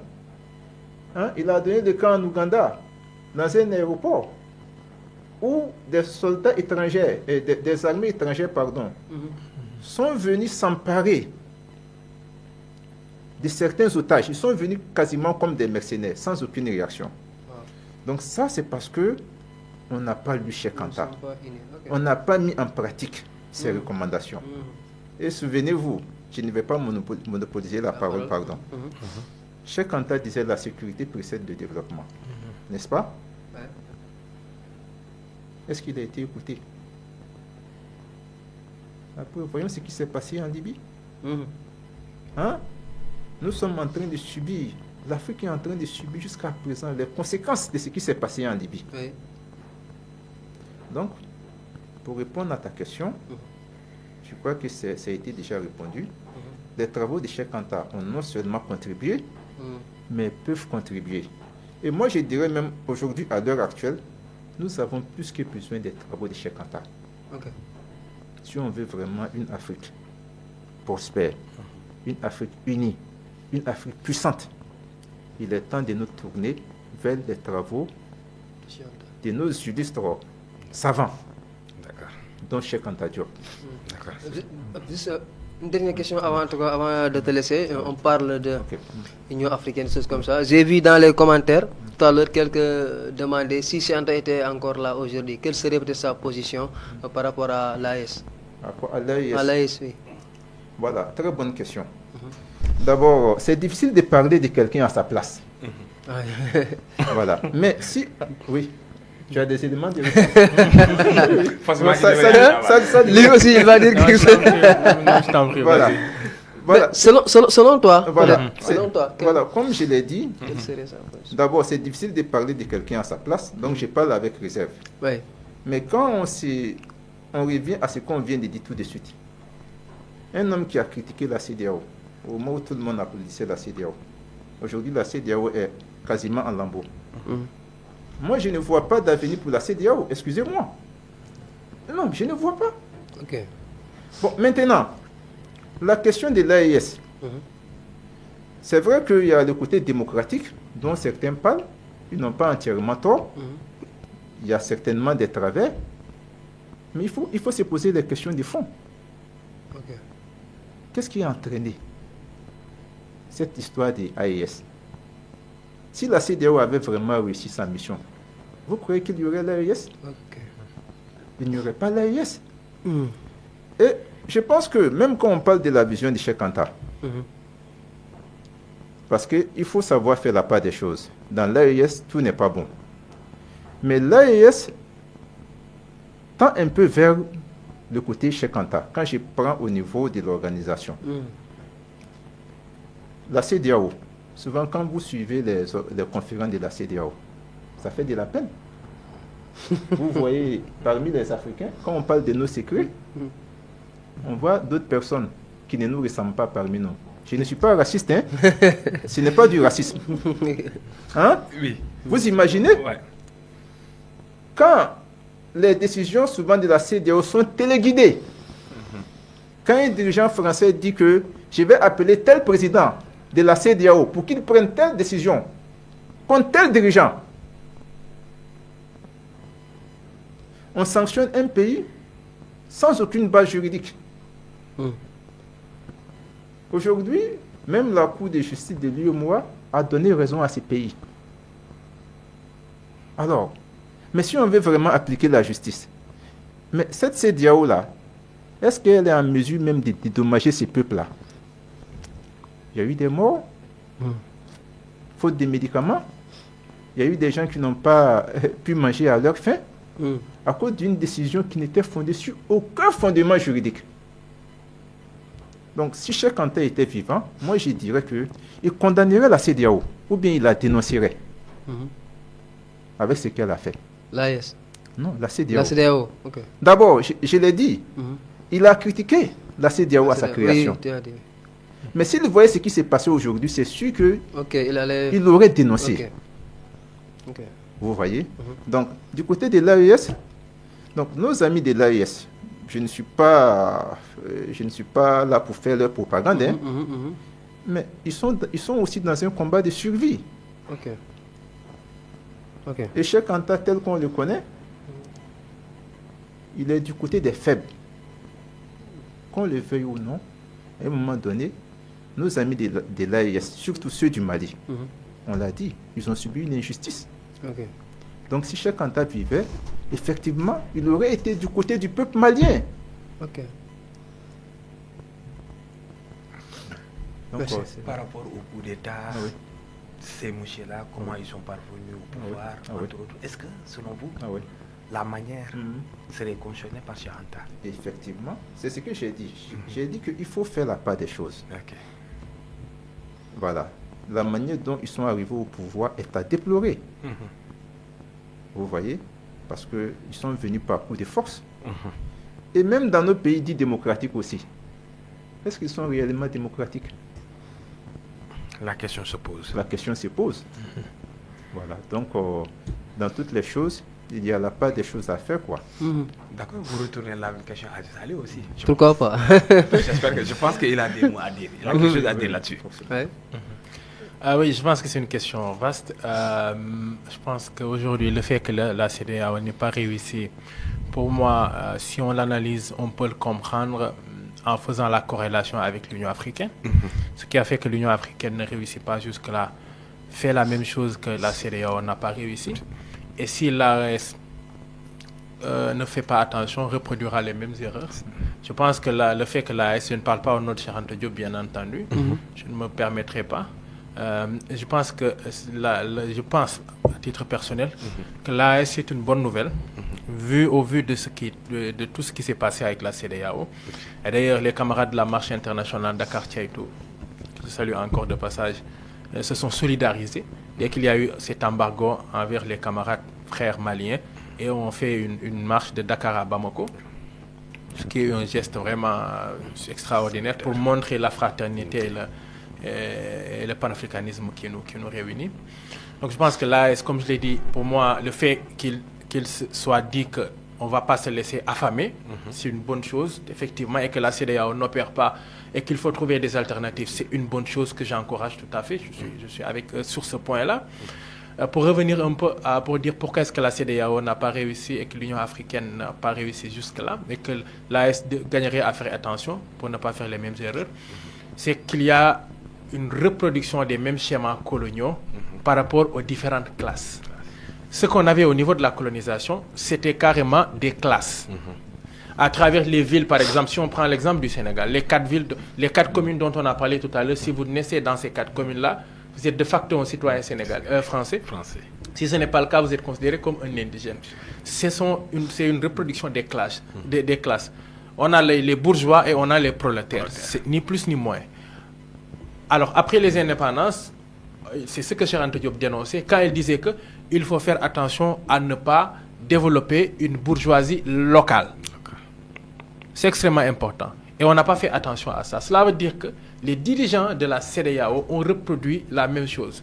Ce sont des bourgeois politiques qui se réunissent pour pouvoir effectivement opérer par rapport à leurs intérêts. Le problème, c'est qu'on n'a pas une CEDEAO des peuples, mais on a une CEDEAO des chefs d'État.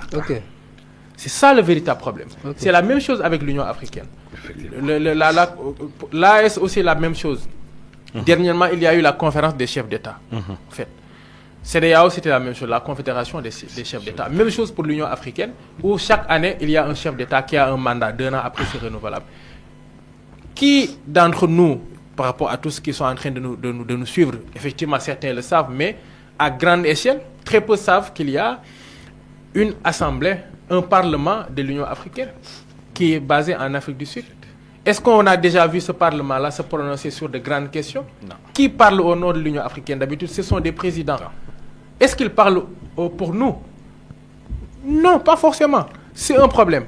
Cela veut dire qu'au niveau de la CEDEAO, on devait faire de telle sorte qu'il y ait une assemblée. Ça existe, un parlement, mais ce n'est pas un parlement comme ça se fait, où c'est les parlements, les représentants, les parlementaires sénégalais qui sont envoyés, mais que ça se fasse par élection, qui sont élus au suffrage universel, direct. que nous-mêmes que nous puissions choisir un peu. Il faut que l'AS aille dans ce registre-là, en fait. Sinon, ça va être une bourgeoisie politique. Et si jamais l'un de ces dirigeants-là aujourd'hui n'est plus là, ça va être rebelote, case de départ. C'est ce qui est arrivé à Sankara. Il faut très vite, je le disais hier, quand un ami m'a dit comment est-ce qu'il faut faire pour protéger un peu nos héros, entre guillemets, je disais qu'il faut que ces héros-là, politiques-là, sachent qu'à partir du moment où ils sont soit élus ou ils arrivent au pouvoir, c'est ce même jour-là où ils doivent préparer carrément leur succession. Ils doivent faire de telle sorte qu'il y ait une masse critique. Je ne crois pas encore une fois qu'une révolution puisse être menée par une seule personne. Je ne le crois pas. C'est mon point de vue. Je pense que ce sont les masses critiques qui doivent le faire. Et toutes les révolutions, je pense, de l'histoire le montrent. Sierra Maestra en 59 au Cuba. On peut prendre ce qui s'est passé en France aussi, 1789. La révolution Toro de même, en 1776, ici, au Sénégal, dans le Nord. C'est les mêmes schémas en fait. Donc pour moi, c'est cette erreur-là que l'AS doit éviter. Mais encore une fois, dans le principe, l'AS c'est une bonne nouvelle je pense parce que la CEDEAO, ça ne va pas et vu ce qui est en train de se passer, ça n'ira pas. L'Union africaine aussi doit corriger un peu les choses allant dans ce sens-là. Donc Charanta qui s'est prononcé un peu dans ce registre-là, je pense qu'il est pour qu'effectivement qu'il y ait des parlements qui parlent à la place des populations et pas des syndicats de chefs d'État qui sont là que pour leur intérêt. Allez-y. Je pense que quand je vais retourner à Arona, bon, cette fois-ci peut-être pour parler du Lex, je pense que nous allons arriver à terme de l'émission. Peut-être lui demander aujourd'hui, qu'en est-il du Lex de Cheikh Anta Diop? Y a-t-il un héritier, je sais pas, quelqu'un en tout cas qui est en train de mener le même combat que Cheikh Anta et autres? Bien sûr. Le Lex scientifique surtout. Je ne me le permettrai pas. Non, je t'en prie, vas-y. Mais je pense qu'il a très bien fait de désigner Saliou. Parce que quand moi je vois des gens comme Saliou, mais vous n'imaginez pas le plaisir que ça me fait. Ah ouais, et c'est partagé. Oui, c'est la preuve que Cheikh Anta, comme on l'a dit, son travail n'a pas été vain. Ok. Imaginez un homme qui a été combattu. C'est pour ça que j'ai employé le mot combattu. Depuis ses débuts, par les grandes institutions qui étaient très puissantes et qui sont encore puissantes. Mais malgré ça, on l'a empêché d'enseigner à l'université pendant 20 ans. Ok. Pourquoi? Sous le prétexte qu'il aurait eu son doctorat avec une mention honorable. Donc il n'a pas eu la mention très honorable avec ces prétextes-là. Alors pourtant, on sait que tout chercheur qui était à l'IFAN avait le droit et même l'obligation de dispenser des cours, de délivrer des cours aux étudiants. Ok. Tout chercheur à l'IFAN. Mais pourquoi l'exception s'est appliquée à lui? Vous voyez? Donc, je ne vais pas trop extrapoler le sujet. Parce que quand tu regardes, même à son retour à Dakar, son assistant me le disait, quand Cheikh Anta est revenu de Paris, on a voulu l'affecter aux travaux publics. Qui? Son assistant? Non, Cheikh Anta. Cheikh Anta lui-même. Oui, oui. Au lieu de le laisser travailler comme chercheur, non seulement on l'a empêché de donner des cours, mais on voulait le nommer aux travaux publics. Ok. Un homme qui a un doctorat, Eslet. Donc c'est pour dire qu'il y avait une volonté de le faire taire. Il est relégué à l'IFAN pendant 20 ans. Ensuite, son jeune cousin me le disait, à un moment, c'est son salaire qui a été bloqué. Ah oui. Oui, il y a eu des moments très chauds. Mais malgré ça, quand on va aujourd'hui à l'UCAD, l'université qu'il avait pourtant refusé les portes, c'est cette université qui porte son nom. Oui. Depuis le 30e mars, je crois, 87. Donc, c'est la preuve que son héritage, il a laissé un héritage qui est très riche. Et quand on voit je m'excuse de l'expression, Je ne vais pas du jeune. Mais quand on voit des hommes ou bien des étudiants, il était étudiant, bientôt il va donner des cours à l'université. Il faut garder le caractère jeune. Oui. Il faut dire. C'est important. C'est très important. Oui, Aujourd'hui, on n'a pas un ancien professeur. On n'a pas un retraité. On a un jeune. Ok. Et que, s'il te permet, avec sa permission, bien sûr. Voilà. Donc, quand on voit des jeunes, comme mon frère, Saliou Diop. Mais comme vous aussi, je pense que c'est comme par modestie, oui, mais comme vous aussi. Voilà. Qui sont nés après le décès de Cheikh Anta. S'approprier de son travail. On dit il a forcément laissé un héritage consistant. Effectivement. Okay. Maintenant, oui. Voilà. Vous pouvez m'interrompre à tout moment si... Allez-y. Voilà. Maintenant, à savoir qui sont les tenants de cet héritage. Si la question tend vers là, mais je crois que c'est le lieu de féliciter. Il faut féliciter les dévanciers. Oui. Cheikh Anta était un dévancier, il a fait ce qu'il pouvait. Mais il faut aussi féliciter ceux qui ont cheminé avec lui, ceux qui ont continué ses travaux. Donc je profite de l'occasion vraiment pour rendre un hommage solennel à des hommes comme le professeur Babacar Sall, le professeur Aboubakar Moussalam, le professeur Babacar Bouba Diop, qui ont assuré la continuité de ces travaux. Parce que si les étudiants aujourd'hui ont accès aux travaux de Cheikh Anta, c'est grâce à ces grands hommes, dont les trois dont je viens de citer. Donc l'héritage culturel aussi, il est assuré par des gens comme les Boubacar Boris Diop, qui ont fait ce qu'ils pouvaient en leur disposition. Et aujourd'hui, le côté politique, on a vu, il y a plein de gens qui se réclament de lui, dont un intervenant. Mais avec la jeune génération, la nouvelle génération, dont mon ami Saliou Diop, les jeunes de la marche internationale Dakar Tietou, les jeunes du mouvement Carbone 14, voilà. Donc on peut dire que l'héritage de Cheikh Anta est vraiment assuré. Entre de bonnes mains. Voilà, c'est dans de bonnes mains. Machallah. Il n'y a pas à s'inquiéter. Machallah. Et la dernière chose que je vais ajouter, quand on parle d'héritage, même quand on parle des pensées, souvent les gens pensent immédiatement aux moyens financiers. Mais souvent ce n'est pas ça le plus important.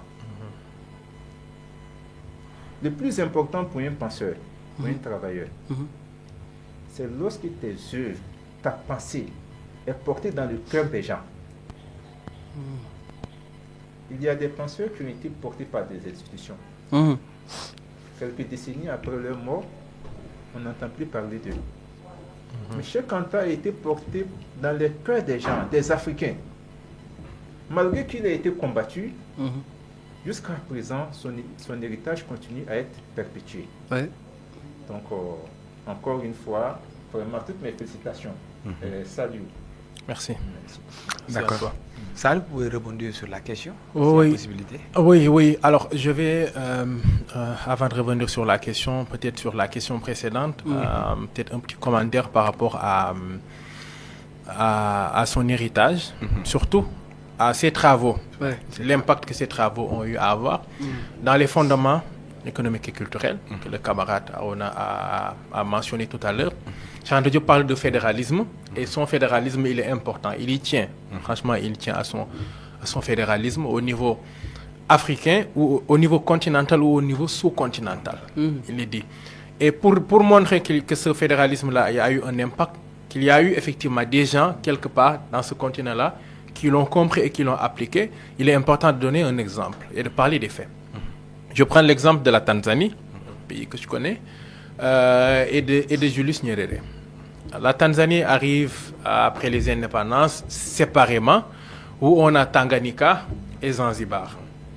Et on a la fédération, une fusion entre Tanganyika et Zanzibar qui donne la Tanzanie, c'est-à-dire les deux noms qui sont entrecoupés et autres, qui va un peu dans ce fédéralisme dont Cheikh Anta Diop parle, premièrement. Deuxièmement, la question de la langue, effectivement. La langue qui dominait en cette période-là, c'était l'arabe de manière générale. Pourquoi? Parce que, n'oublions pas que Zanzibar a été l'épicentre, en quelque sorte, entre autres, du commerce transsaharien, voilà, de la traite transsaharienne. Je fais un clin d'œil à Tidjane Ndiaye, l'anthropologue Tidjane Ndiaye, qui a écrit le génocide voilé, qui parle un peu de cela, qui est décédé il y a quelques jours. Et que, quand ils arrivent à l'indépendance, Nyerere arrive à réintroduire le Swahili comme langue, qui n'était pas parlée par une grande majorité. Extrêmement important. Extrêmement important. Pour cette langue d'unification dont Cheikh Anta Diop parle en tant que tel. Parce que beaucoup se trompent en disant que oui, mais Cheikh Anta Diop veut qu'on utilise une seule langue, donc on va laisser les autres langues. Non, il ne parle pas de langue unique, mais de langue d'unification. Et qu'on peut garder les autres langues parce que c'est une richesse. Voilà un pays qui arrive à appliquer un peu cette méthodologie, cette proposition de Cheikh Anta Diop, et qui a vu les résultats par la suite. Donc pour montrer que ça a eu un impact extrêmement important. Maintenant, pour le LEC, je pense que Ndofène l'a dit tout à l'heure par rapport aux sciences. Quand on parle de sciences, on oublie souvent que c'est, je pense, plusieurs pôles. On a les sciences qui sont dites exactes, on a les sciences sociales, on a les sciences humaines. Pour les sciences exactes, déjà, on a son fils aîné, Cheikh Mbacké Diop, qui est physicien, qui a fait un travail et qui continue de faire un travail extraordinaire au laboratoire, je pense qu'il est à Paris 8, sur Yvette, il travaille dans son laboratoire et qui a eu à continuer les travaux de Cheikh Anta sur le plan physique, le plan de la physique, en fait, dans son laboratoire. C'est extrêmement important. Et aussi sur l'égyptologie, parce qu'il co-dirige avec Théophile Obenga la revue Ankh. Obenga, on ne peut pas ne pas parler de lui pour rendre un hommage. Il continue le travail. 40 ans après la disparition de Cheikh Anta Diop, il y a 2 semaines de cela, il sort un ouvrage à présence africaine qui continue un peu la linguistique historique, la comparaison qu'il avait entrepris. Et il continue à étayer les thèses de Cheikh Anta Diop. Et d'ailleurs, j'apprends qu'il le dit dans son ouvrage, que j'ai commencé, je n'ai pas encore fini, qu'il remet en question des familles de langues comme l'afro-asiatique. Il remet en cause carrément, en fait, pour montrer que c'est une réflexion qui continue toujours sur le plan linguistique, aussi sur le plan historique. Mis à part aussi les autres professeurs qui ont été mentionnés par le camarade Arona, je n'ai pas besoin de revenir un peu sur eux, qui continuent aussi un peu ce travail. Mais aussi, on oublie souvent que ça, il va au-delà du Sénégal. Au-delà du Sénégal. Le Cameroun fait partie des pays qui ont reçu un impact très tôt. La pensée de Cheikh Anta Diop, qui ont ouvert l'un des premiers spécialistes d'égyptologie et tout. C'est pas pour rien que le Sénégal, quand on a manqué d'égyptologie, on est allé chercher un Sénégalais qui a enseigné l'égyptologie au Cameroun. Le professeur Nissir Sarr, qui enseigne actuellement au département d'histoire, qui était à Yaoundé. Pour montrer que le Cameroun a eu l'une des premières spécialités d'égyptologie, plus d'autres choses comme la radio Cheikh Anta Diop et autres, en fait. Donc, plus ce que les diasporas sont en train de faire, les anciennes diasporas comme les nouvelles diasporas aux États-Unis. Atlanta, où Cheikh Anta Diop est célébré chaque 4 avril, et à Morehouse College, qui est l'université de Martin Luther King.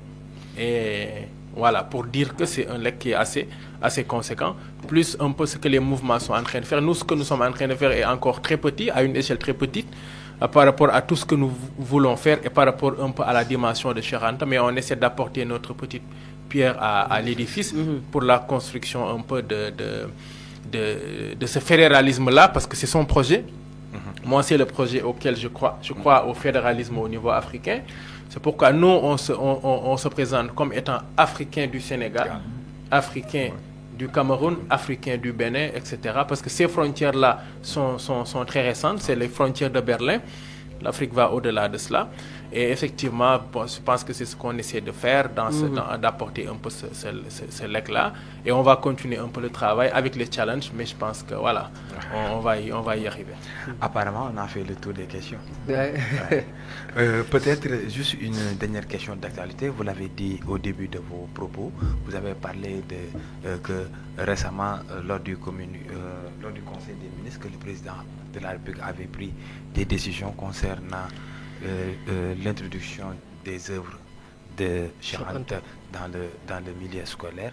Aujourd'hui, selon vous, quel sera l'impact face à une jeunesse qui est aujourd'hui qui n'est pas du tout enracinée?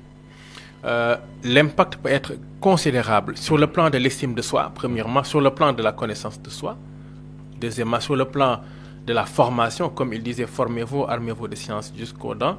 Sur le plan de l'argumentaire, de l'argumentation, nous, on a un tout petit peu voyagé et on se rend compte que pour quelqu'un qui est formé, qui trempe un peu dans la pensée de Cheikh Anta Diop, qui a un argumentaire, qui sait d'où est-ce qu'il vient, il y a toujours ce discours-là qu'il peut porter, au fait, de fierté, mais aussi basé un peu sur une scientificité, au fait, et tout, vis-à-vis des autres, parce qu'il y a toujours un discours raciste qui va être produit à notre encontre, en fait. Si on n'a pas les éléments pour pouvoir répondre, ça va être un peu très problématique, en fait. Donc, ça, je pense que ça peut avoir un impact déjà.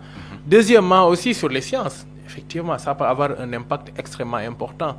Parce que Cheikh Anta, comme je l'ai dit, sur le plan scientifique, introduit une méthodologie, carrément, dans l'histoire qui lui permet de pouvoir réécrire en quelque sorte.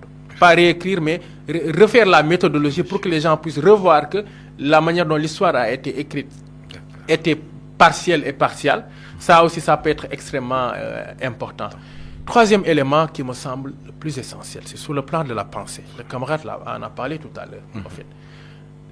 Qu'on puisse avoir une pensée, une identité de pensée, une pensée politique sur laquelle on va se baser, les jeunes vont se baser sans des attertoiements, moi et autres, pour pouvoir bâtir un peu et construire un peu ce pays. On en a besoin aujourd'hui. On se réclame de tout, sauf l'Africain en fait. Parce que pour se réclamer d'Africain avec des arguments, il faut qu'au-delà de l'identité, au-delà de l'Égypte, au-delà des royaumes, qu'on puisse parler du présent. C'est pourquoi l'actualité de la pensée de Cheikh Anta Diop est présente. Quand on parle de Cheikh Anta, on parle du présent, je le rappelle tout le temps, on ne parle pas du passé. Sa pensée est très d'actualité. Il faut qu'aujourd'hui les jeunes puissent le savoir à travers les enseignements qui peuvent leur être dispensés. La réserve que j'adresse effectivement au chef de l'État, c'est de ne pas faire l'erreur, de ne pas y associer les concernés. On ne peut pas prendre ce genre de décision-là et ne pas appeler les partis pris qui sont en train de travailler sur ça depuis des années. Donc, le président de la République, les ministres, dialoguer avec la marche internationale Dakar Tiaïtou, le mouvement Carbone 14, le parti politique de Cheikh Anta Diop, les journalistes qui y travaillent, les communautés, les historiens, mais hors de l'université aussi, les communautés. Il faut y associer toutes ces parties prenantes. Si vous faites l'erreur de confier ce projet-là à des politiciens, d'ici 10 ans, on sera là à parler de la même chose. Rien ne va absolument changer. Mais si vous y associez ceux qui connaissent le terrain, ils vont vous dire quelles sont les difficultés qu'ils rencontrent. Ça va permettre de gagner du temps. Et tous ensemble, on pourra trouver la meilleure manière de le faire et ça va réussir. Le mot de la fin.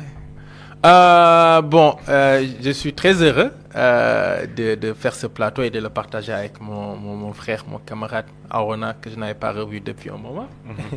Et aussi de retrouver effectivement Nying, aussi que je n'ai pas vu depuis longtemps. Ça, c'est vrai. Depuis très longtemps. Et bien entendu de faire la connaissance du frère Dauphin qui est très pertinent. Donc, c'est vraiment un plaisir de célébrer Cheikh Anta encore une fois. Une précision, c'est que comme je l'ai dit, on célèbre sa production intellectuelle. Il disait vers une idéologie politique qu'on doit se battre pour des idées et pas pour des personnes. C'est extrêmement important. Et en espérant que quand on sortira de cette célébration de ces 40 ans-là, les gouvernants vont nous rejoindre sur la pratique, sur le terrain, pour pouvoir introduire définitivement les enseignements de Cheikh Anta Diop dans les curricula de l'école maternelle à l'école doctorale. D'accord. Je ne sais pas comment on va faire, mais après, j'aimerais bien que vous reviendrez de temps à autre, pratiquement une fois par mois, pour qu'au moins qu'on puisse passer au peigne fin l'ensemble des œuvres même que Cheikh Anta a dit. Parce que la version Wolof, vraiment, j'accorde du crédit à cela. Parce qu'aujourd'hui, comme vous le voyez, la situation elle est tendue, on a besoin de repères. Et que pour cela, il faudrait qu'on ait des gens qui parlent la même langue que ces jeunes-là qui, aujourd'hui, peut-être quand tu parles français, ils disent que voilà, tu es un blanchi, comme disait Léon Contrantomance. Voilà. Donc, on va essayer de voir. Peut-être nous va s'en charger. Comme ça, on aura vraiment, peut-être si toutefois la possibilité est là, qu'on le fasse pratiquement chaque fois par mois. Avec chaque fois, plaisir. une seule fois par mois. Comme ça, on parlera de Chante. Monsieur Hassana aussi, on va essayer de trouver un calendrier pour lui parce que lui, c'est pas facile de faire un débat avec lui. Voilà. Monsieur Hassana, voilà. Si vous n'avez pas de questions, voilà. Je pense que tu peux lui, en tout cas, s'il y a quelque chose à ajouter, de Voilà, juste, voilà. Mais pourquoi tu dis c'est pas facile? Vous savez, nous, on n'a pas l'habitude de parler français. Ah, français, Certes, déjà, les gens, quand tu parles français, ils s'en vont. Voilà. Le public est plus Wolof. Effectivement, Ah, d'accord. Et que, c'est vrai. Et que vous avez des choses à dire. Et si vous parvenez à le dire en Wolof, ce serait vraiment extraordinaire. Parce que ça, c'est une connaissance pure. Et que les jeunes en ont besoin. En ont besoin. Parce que ceux qui sont dans les classes de terminale, ils font la littérature africaine. D'autres enseignants, ils font la philosophie africaine. Maintenant, quand on parle de ces trucs, on est obligé de parler de ces auteurs que vous avez tout à l'heure mentionnés, mais on ne saurait terminer sans ne pas pouvoir parler de Cheikh Anta Diop et de tout ce qu'il a fait. Donc ce serait vraiment bien. Donc on va vous inscrire dans une école que vous puissiez parler le Wolof. Allez-y. Non, mais il n'a pas tort. Il n'a pas tort. Parce que moi-même, c'est mon plus grand regret. Voilà. Durant tous les séjours au Sénégal, je n'ai pas pu m'approprier cette langue-là, cette belle langue-là. Pourtant, Dieu seul sait combien de fois j'aime le Wolof. Voilà. Donc, et souvent, j'aime interpeller mes amis. Bon, il n'y a pas que le Wolof. Et voilà, il y a bien d'autres langues. Bien sûr, bien sûr. Voilà. Donc, j'aime bien interpeller dessus. D'accord. Donc, il faut que je m'y mette. Pas de souci. C'est bien noté. On va vous trouver un professeur, Inch'Allah. Ça marche. D'accord. Ok. Voilà. À la suite de M. Diop. Oui. Ah oui, je pense qu'il a fait un très beau résumé. Il a tout résumé, il a tout bien dit. Donc, je suis entièrement en phase avec lui, quoi. Et encore une fois, je tiens à vous remercier parce que célébrer Cheikh Anta, moi, je ne suis pas très porté, comme je l'ai dit, sur le culte de la personnalité. Parce que même Cheikh Anta, peut-être que certains, ça peut choquer certains, j'ai des réserves vis-à-vis de sa pensée. Je critique sa pensée. Vous comprenez? Mais célébrer Cheikh Anta, c'est célébrer la science. C'est célébrer la connaissance. C'est ça le plus important. Donc je tiens vraiment à vous remercier pour ça. Voilà, honorer la mémoire du professeur Cheikh Anta Diop. Parce que pourquoi on est si attaché à Cheikh Anta Diop? C'est parce qu'on a mis en silence ses travaux. Pendant combien de décennies? Il est temps de les porter à la connaissance, comme vous l'avez dit, de la jeunesse, de la population. Pourquoi on s'en approprie? Pourquoi on les critique? Pourquoi on aille au-delà? Parce que ça ne sert à rien aussi de s'asseoir tous les jours pour dire Cheikh Anta a fait ça, Cheikh Anta a dit ça, et de se limiter à ça. Sinon, ça n'apporterait rien. Il faut aller au-delà. Donc, je vous remercie encore d'avoir célébré la science, d'avoir célébré le savoir. Et merci infiniment pour ce bon moment. D'accord. Comment on le fait? Oui, bon, je dirais que c'était un plaisir. Hein? C'était un plaisir de partager le plateau avec ces deux messieurs. Et tout au début, je t'avais dit que on aura une très belle émission. Et je pense que j'ai pas eu tort. Masha'Allah, en tout cas, on a connu beaucoup de choses en tout cas à travers ce qu'ils ont exposé. Le que j'aimerais soulever, on a parlé tout de suite de Tidiane Diaye qui vient de décéder. Il a mentionné, je ne sortirai pas trop du cadre. Mais Tidiane Diaye, je dois dire qu'en 2022, moi j'ai eu à l'interpeller sur son travail. Parce que pour moi, son travail, le livre qu'il a produit n'est pas du tout scientifique. Voilà, ce n'est pas scientifique. Il n'a pas un caractère sérieux. Donc j'ai interpellé Tidiane Diaye. Malheureusement, il est décédé. Malheureusement. Et un débat sur son livre. Il a dit beaucoup de choses qui ne tiennent pas. Et ça, j'aimerais porter ça à la connaissance du public, prendre le public à témoin. Que le livre d'étudiant Ndiaye a été contesté. Voilà, c'est très important. Nous y reviendrons, Voilà. Inch'Allah, très prochainement. Merci. D'accord, Commando Fène? Oui, oui, je disais qu'en tout cas, c'était une très belle émission et j'espère que ce ne sera pas la dernière fois ici, parce que vous allez revenir encore. Inch'Allah, avec Ning peut-être et le directeur, nous allons trouver en tout cas peut-être un moyen de faire revenir régulièrement, comme Ning l'a dit. C'était un plaisir. Et tout à l'heure aussi, Salou a souligné quelque chose d'important. Quand il parle peut-être des réformes que l'État en tout cas veut faire, c'est pas des réformes ou bien intégrer, c'est pas les enseignements de Cheikh Anta dans le curricula scolaire. Quand on fait ces genres de réformes, en tout cas pour ces genres d'initiatives, ce serait très bien en tout cas d'inclure des gens en tout cas qui sont à la base, qui connaissent en tout cas le milieu. Des gens comme eux, des gens comme les professeurs dont on a parlé. Parce que d'habitude, en tout cas, les programmes que l'État en tout cas fait, les réformes qu'il fasse, ce qui pose problème d'habitude, c'est que il n'associe pas les personnes qui devraient être associées. Et souvent, ça pose problème. Donc, en tout cas, pour cette réforme, pour toutes les autres réformes, nous invitons en tout cas les autorités à intégrer les personnes, en tout cas, les personnes qu'il faut à la place qu'il faut, comme on le dit. Donc, nous les invitons à intégrer en tout cas ces personnes-là pour que cela puisse réussir. D'accord.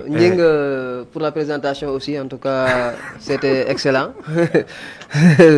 Nous vous remercions. Il y a des efforts à faire et je vais m'atteler, pas de souci. Inch'Allah, il n'y a pas de souci. Parce que c'est hier que Ndof m'a dit que demain, l'émission se fera en français. Je lui ai dit, quoi? En français, voilà. Mais bon, je pense qu'on a pu faire le strict nécessaire et que peut-être au fil du temps, on va aussi faire des émissions en français. Ça va permettre aussi à une frange de cette population de pouvoir comprendre mieux, parce que tout le monde ne parle pas Wolof au Sénégal. Donc, de temps à autre, c'est très bien de faire des émissions en français pour qu'il y ait une large diffusion et que les gens puissent savoir ce qui se dit et ce qui se fait ici. Tout à fait. Donc, vraiment, c'est un plaisir. C'est toujours un plaisir de vous recevoir, parce que quand on parle de Cheikh Anta Diop, c'est un monument. C'est un monument. Voilà, donc parler de Cheikh Anta Diop, c'est interpeller l'Afrique au sens propre du terme. Parler de Cheikh Anta Diop, c'est parler de la culture africaine. Parler de Cheikh Anta Diop, c'est parler de l'éducation, parler de l'éducation, parler de l'éducation. Aujourd'hui, on a pu parler une partie de ce qui est l'œuvre ou bien le legs de Cheikh Anta Diop, et peut-être avec le temps, on aura largement le temps d'approfondir de tout ce qu'il a pu dire et écrire à travers et transmettre en tant que savoir. Donc c'est un plaisir d'avoir reçu dans ce plateau de CERCI TV M. Arona Assana, chercheur indépendant. Arona Asante, voilà, chercheur indépendant, et Saliou Diop, doctorant et membre fondateur du mouvement Carbone 14 et Commando Fène. Donc, ce fut un plaisir de vous avoir eu sur ce plateau et nous vous donnons rendez-vous très prochainement.